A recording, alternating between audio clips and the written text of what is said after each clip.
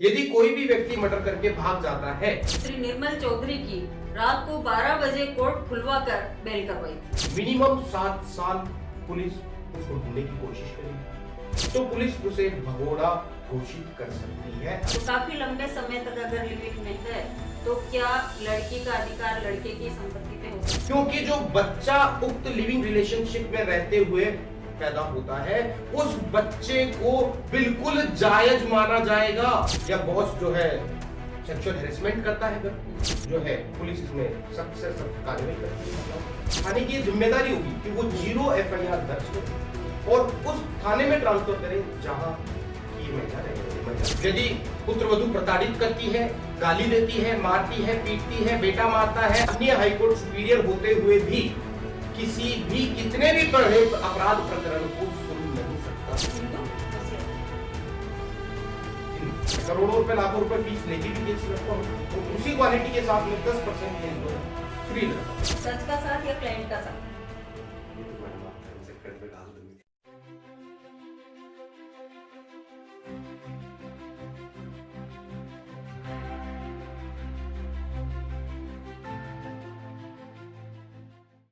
आज हम रूबरू हो रहे हैं शहर के ऐसे एकमात्र एडवोकेट जिन्होंने यूनिवर्सिटी चुनाव के दौरान श्री निर्मल चौधरी की रात को 12 बजे कोर्ट खुलवाकर बेल करवाई थी।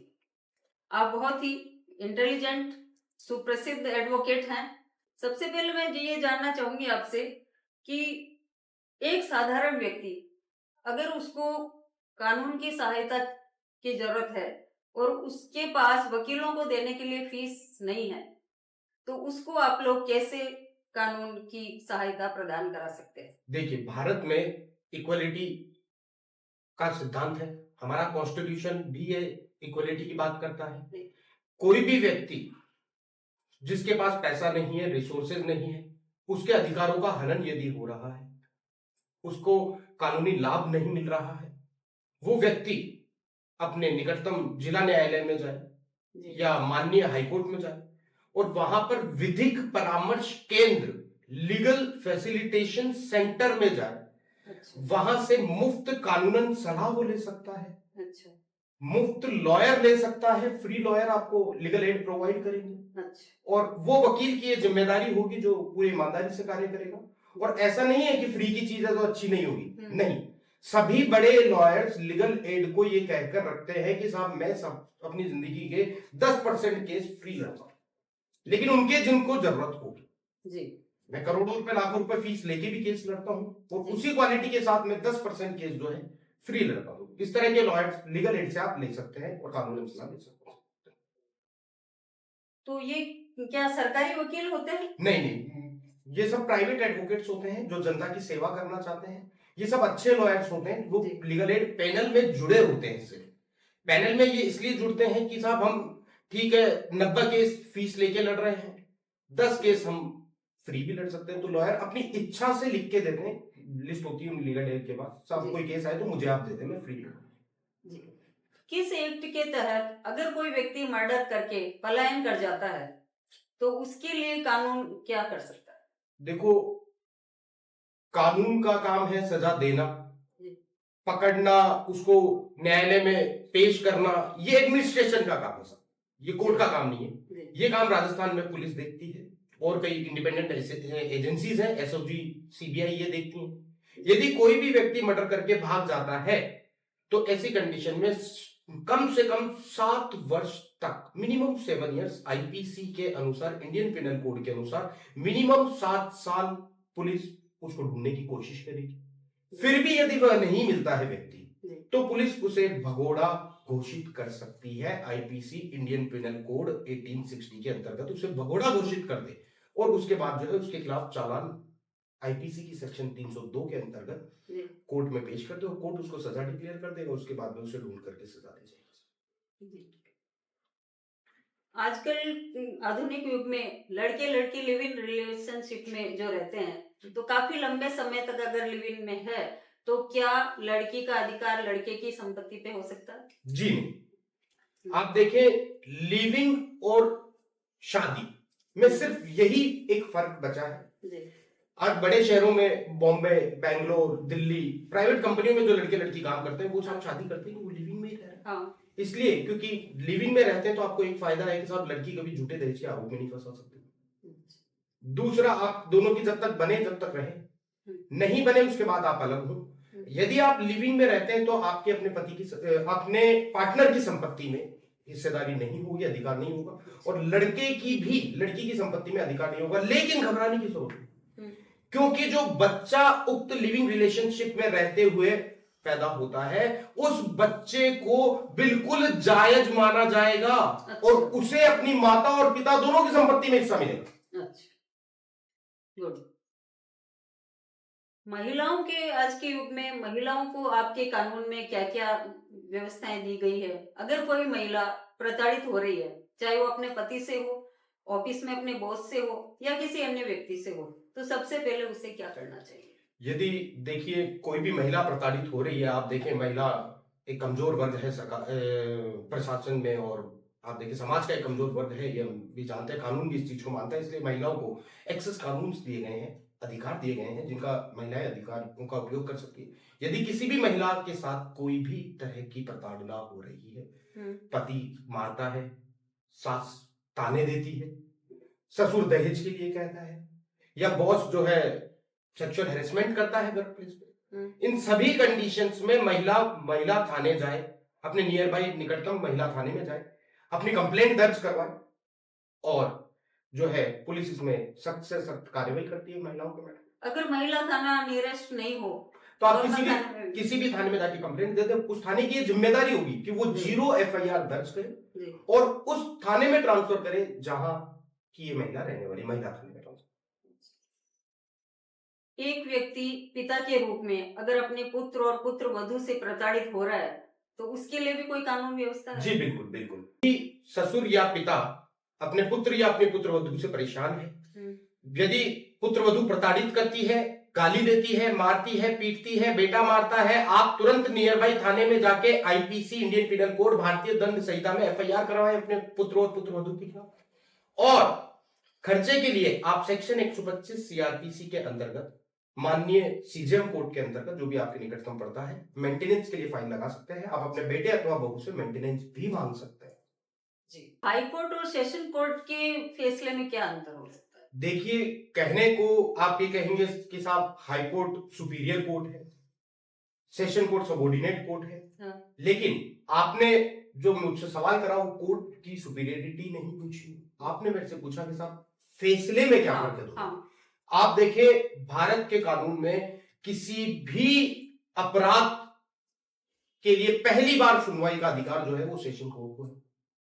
माननीय हाईकोर्ट सुपीरियर होते हुए भी किसी भी कितने भी बड़े अपराध प्रकरण को सुन नहीं सकता पहली बार। ओरिजिनल जुरिस्डिक्शन में कोई भी केस, कितना भी बड़ा केस हो, murder case, rape case, smuggling case, डकैती का केस, वो पहली बार सेशन न्यायालय द्वारा ही सुना जाएगा और आदेशित किया जाएगा। सेशन कोर्ट जो डिसीजन देगा उसकी अपील हाई कोर्ट में की जा सकती है। हाई कोर्ट अपीलेट कोर्ट है जहां पर सेशन न्यायालय की अपील की जा सकती है। और अपील करते हुए आप ये ध्यान रखें कि अपील में कोई भी नई बात नहीं जुड़ सकती, कोई भी नया एविडेंस नहीं जोड़ सकते। आपने जो बात सेशन कोर्ट में कही थी वही बात आपको हाई कोर्ट में एज इट इज बोलनी। यदि आप नया तथ्य जोड़ना चाहते हैं अपील में तो आपको वापस सेशन कोर्ट में रिव्यू लगाना पड़ेगा अपील में। और हाईकोर्ट की फैसले की अपील डबल बेंच हाईकोर्ट में ही की जा सकती है यदि सिंगल बेंच का फैसला है, और यदि डबल बेंच का फैसला है तो माननीय सुप्रीम कोर्ट दिल्ली में आप अपील कर सकते हैं। आप कई सालों से एडवोकेट है, अपनी कानून व्यवस्था में अपना योगदान दे रहे हैं, तो मैं आपसे ये जानना चाहूंगी कि क्या आज के यूथ को इसमें आना चाहिए एज ए कैरियर? देखिए साहब, मैं वर्ष 2012 से जयपुर में प्रैक्टिस कर रहा हूँ राजस्थान हाईकोर्ट के अंदर। मुझे 12 साल प्रैक्टिस करते हुए हो गए। हालांकि मैंने कई लोगों से जब मैं पढ़ाई कर रहा था सुना था, साहब जो कुछ नहीं करता वो वकालत करता है, जो बेरोजगार होता है वो वकील बन जाता है। बट मैं पिछले 12 साल में अपने प्रोफेशन से बहुत संतुष्ट हूँ, पूरी तरह से सेटिस्फाई हूँ। अच्छा। मुझे फाइनेंशियली या आप कहें अप्रोच में कभी आज तक ऐसा नहीं लगा कि मैं गलत प्रोफेशन में हूँ। और मैं एडवाइस करूंगा किसी भी बच्चे को कि आप 12वीं कक्षा पूरी कर लेने के बाद अच्छा 5 ईयर लॉ को अपना एज ए करियर चुनो। मैंने भी 5 ईयर लॉ और CS कंपनी सेक्रेटरीशिप की पढ़ाई करी है, देहरादून से मैंने अपनी पढ़ाई कंप्लीट की। तो मेरी पर्सनल सजेशन यही है साहब कि 5 ईयर लॉ से अच्छा कोई प्रोफेशन आज के टाइम में नहीं है। इसको करने के बाद अब मैं नहीं कहता था वकील ही बने, लेकिन लॉ की जो नॉलेज होनी चाहिए वो हर एक सिटीजन को होनी चाहिए। और आप यदि कोई भी काम करें, लॉ की नॉलेज आपके हमेशा काम आती है। पॉलिटिक्स में भी आप देखें ज्यादातर लॉयर्स की है। जी।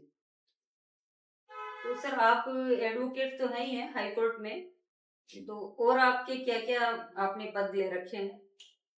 आप देखिए, मैं थोड़ा समाज के लिए, समाज सेवा में, सोशल सर्विस में थोड़ा योगदान देता हूँ। वकालत से जो मैं पैसा कमाता हूँ उसको मैं कोशिश करता हूँ कि समाज की सेवा में लगाऊं। और मेरे सेवा के भाव को देखते हुए ही पिछले 2.25 साल से मानवाधिकार एवं श्रमिक कल्याण ने, human rights and labour welfare ने मुझे राजस्थान स्टेट का जनरल सेक्रेटरी का पद दिया हुआ है। बहुत अच्छी बात। और आप देखें कि मेरी लगन और निष्ठा को देखते हुए पिछले 3 साल से मुझे ये पद कंटिन्यू दिया जा रहा है और मैं इसी तरह आगे से बहुत बहुत बधाई आपको। ठीक है सर, प्रोफेशनल बातें तो काफी हो गई है। अब हम कुछ आपकी निजी लाइफ के बारे में मैं क्वेश्चन पूछूंगी, एक रैपिड फायर करते हैं सर।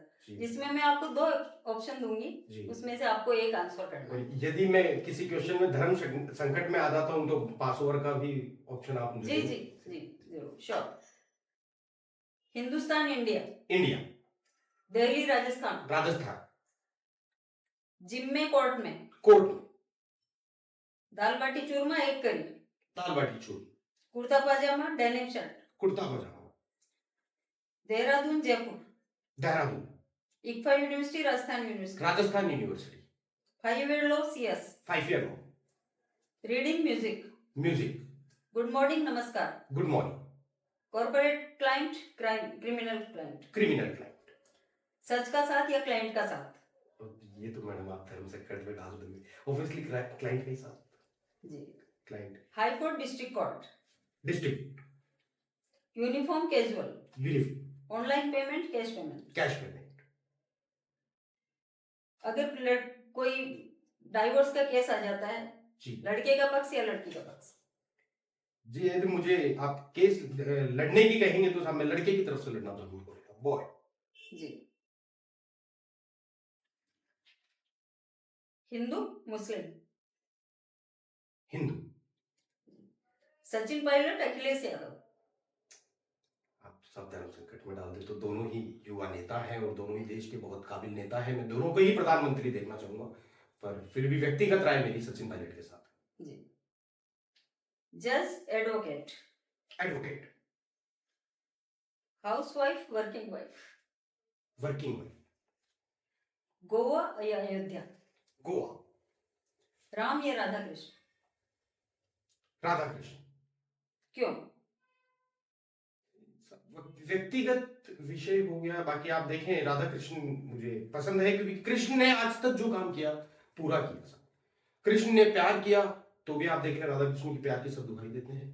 कृष्ण ने लड़ाई दी तो भी महाभारत आप देखें सब पढ़ते हैं। और आप देखें कि कृष्ण ने यदि पॉलिटिक्स खेली तो भी बहुत अच्छे से खेली। 100 कौरव और 5 पांडव, फिर भी कृष्ण ने पांडवों को जिताया। इसलिए मेरी पॉइंट व्यक्तिगत जी। भगवत गीता पुराण?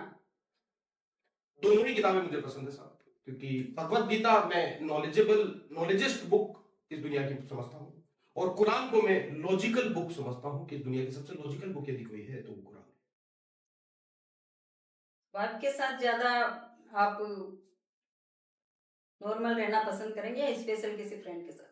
जी मैडम, कैसी आप धर्म संकट में डालते हो, मैं पास ओवर चाहूंगा, फिर भी यदि जवाब देना पड़ता है तो वाइफ ऑब्वियसली बोलना ही पड़ेगा। सन या डॉटर? मुझे दोनों पसंद है, मेरे एक बेटा है एक बेटी है और मैं चाहता हूँ कि दोनों होने चाहिए हर एक के। जी।